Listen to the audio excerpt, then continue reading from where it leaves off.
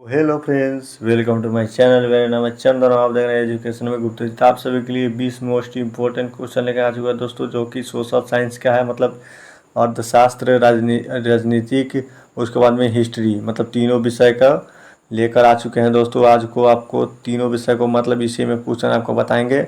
तो अगर आप लोग मेरे चैनल पर पहली बार आए तो मेरे चैनल को कर दीजिए सब्सक्राइब और साथ में बेल आइकन दबा दीजिएगा, ताकि हमारा कोई भी नया वीडियो अपलोड हो तुरंत आप तक पहुंच जाए दोस्तों। सारे बोर्ड एग्जाम में पूछने वाले प्रश्न है दोस्तों, आप सभी के लिए 20 महत्वपूर्ण क्वेश्चन लेकर आ चुका हूं। तो चलिए बिना समय गवाए वीडियो की ओर क्वेश्चन की ओर चलते हैं दोस्तों।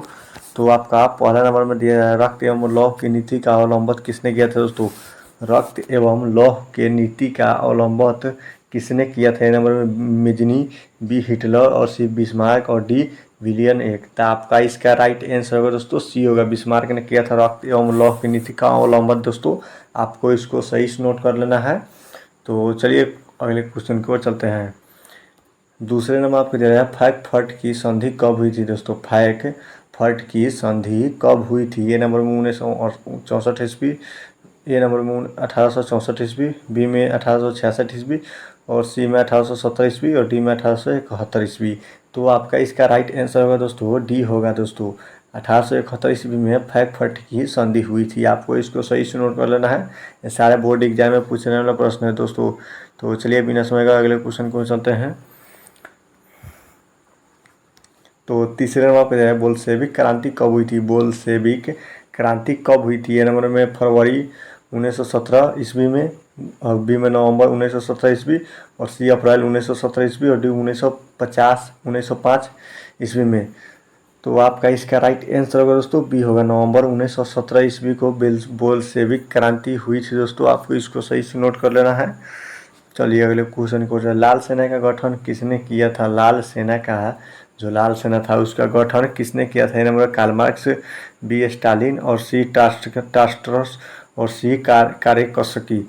तो आपका इसका राइट आंसर होगा दोस्तों सी होगा, ट्रस्टी होगा दोस्तों, टास्टसी होगा, ट्रस्टी। आपको इसको सही से नोट कर लेना है। चलिए अगले क्वेश्चन को चलते हैं।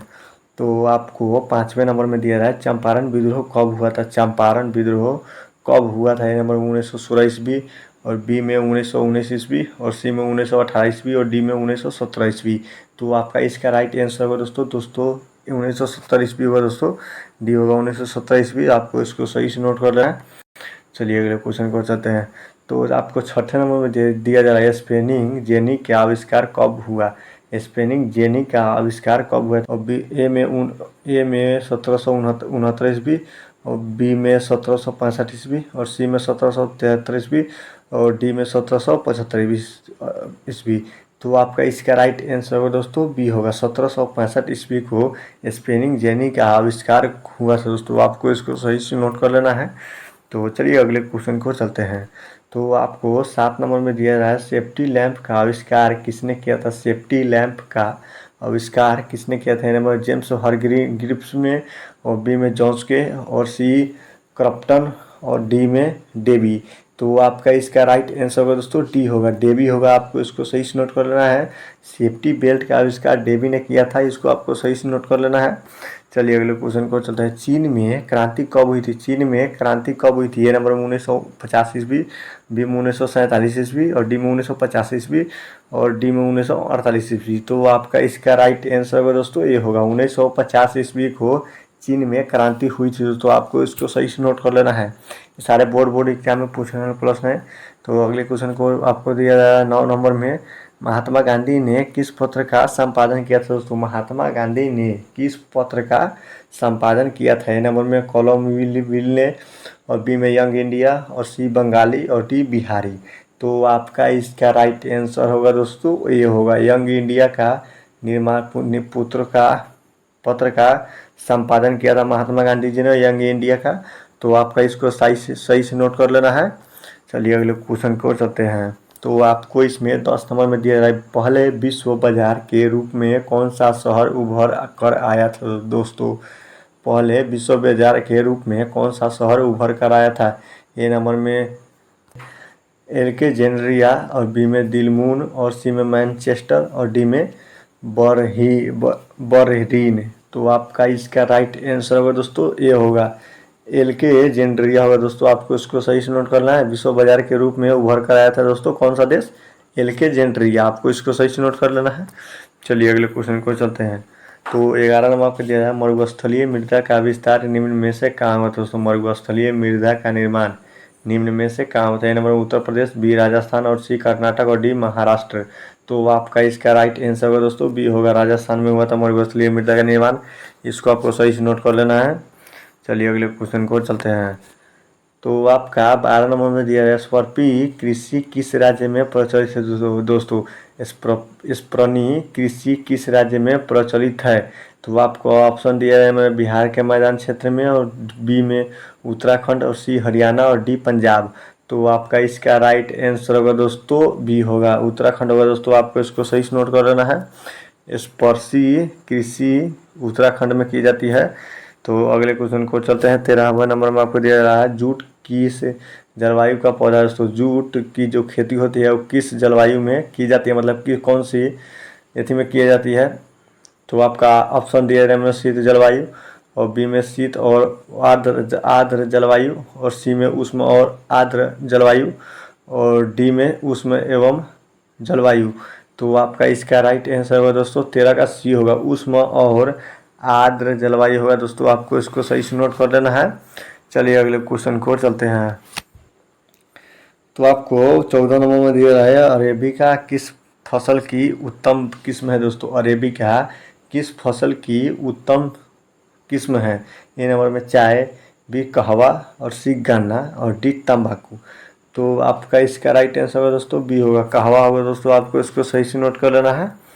चलिए अगले क्वेश्चन को चलते हैं। 15 नंबर में दिया है, भोपाल त्रासदी में किस गैस का रिसाव हुआ था? ए नंबर में carbon dioxide, B carbon monoxide, और सी मिथाइल आइसोसाइनाइड, तो डी सल्फर हाई ऑक्साइड। तो आपका इसका राइट आंसर होगा दोस्तों सी होगा, मिथाइन। तो आपका इसका राइट आंसर सी होगा दोस्तों, मिथाइल आइसोसाइड होगा दोस्तों, मिथाइल आइसोसाइड होगा। 15 का भोपाल त्रासदी में गैस मिसाइल आइसोसाइड छोड़ा गया था दोस्तों। तो आपको इसको सही से नोट कर लेना है।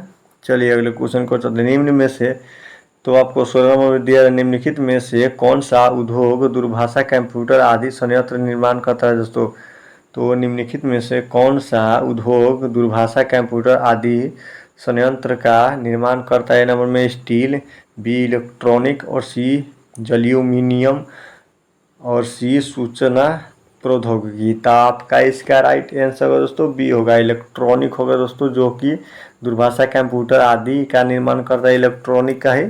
तो आपको इसको सही से नोट कर लेना है। चलिए अगले क्वेश्चन को चलते हैं।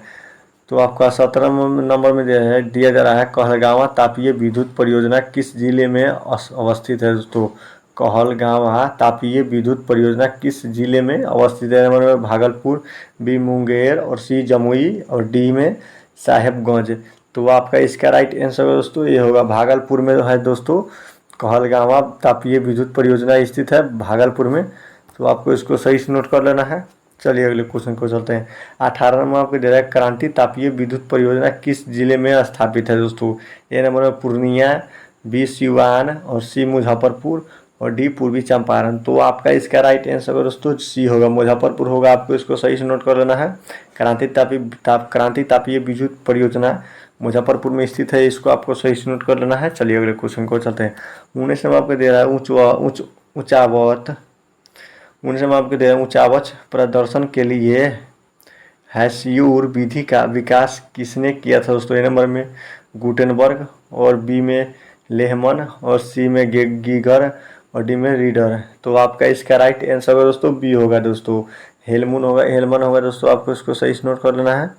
लेहमन होगा, आपको इसको सही से नोट कर लेना है। चलिए अगले क्वेश्चन को चलते हैं।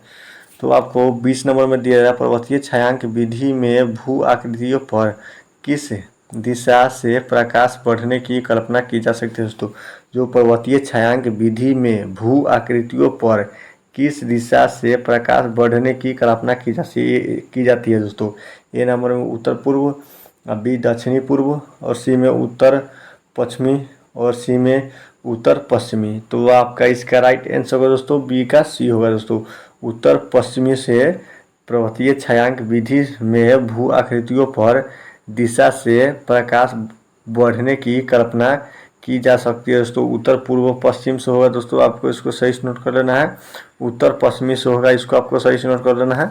उम्मीद करता हूँ कि वीडियो आप लोगों के लिए अच्छा लगा, और अच्छा लगा तो वीडियो कर दीजिए लाइक और चैनल कर दीजिए सब्सक्राइब। तब तक के लिए जय हिंद, जय भारत।